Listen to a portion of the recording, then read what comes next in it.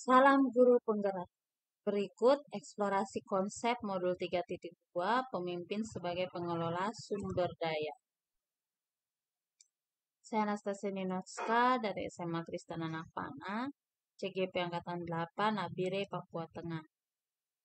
Pertanyaan pertama, apabila kita menganggap sebuah sekolah adalah sebuah ekosistem dengan faktor biotik dan abiotik yang ada di dalamnya, maka faktor-faktor apa saja yang termasuk dalam kelompok biotik dan abiotik? Faktor biotik meliputi murid, guru, kepala sekolah, dan pengawas, serta komite sekolah, sedangkan faktor abiotik meliputi sarana, prasarana, dan keuangan.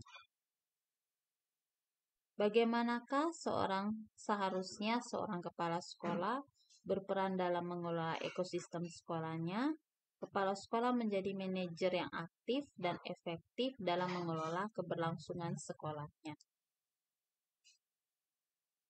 Kemampuan apa saja yang harus dimiliki oleh seorang kepala sekolah sebagai pemimpin ekosistem sekolah?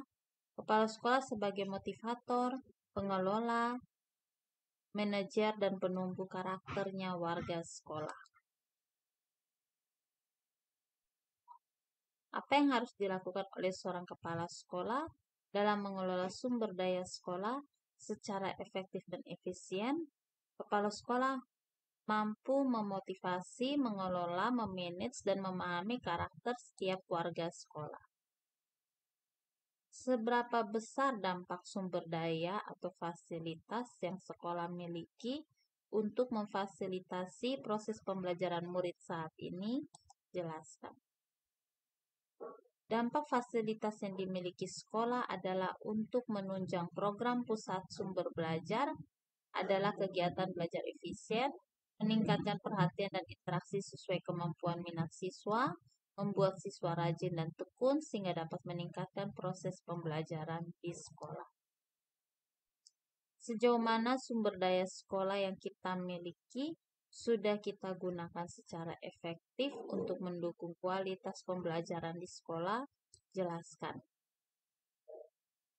Ketersediaan sumber daya di sekolah digunakan untuk menunjang pembelajaran sehingga proses pembelajaran dapat berpihak kepada peserta didik dan mengembangkan potensi peserta didik. Adakah cara alternatif yang bisa kita lakukan untuk memaksimalkan sumber daya yang sudah ada demi meningkatkan kualitas pembelajaran murid? Memaksimalkan keterlibatan masyarakat, dinas terkait, dan dalam pengelolaan sumber daya.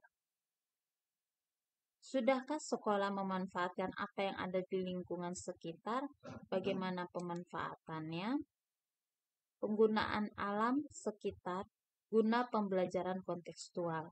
Berkolaborasi dengan warga sekitar sekolah atau dinas di sekitar sekolah yang dapat menjadi sumber dan media pembelajaran yang nyata bagi peserta didik.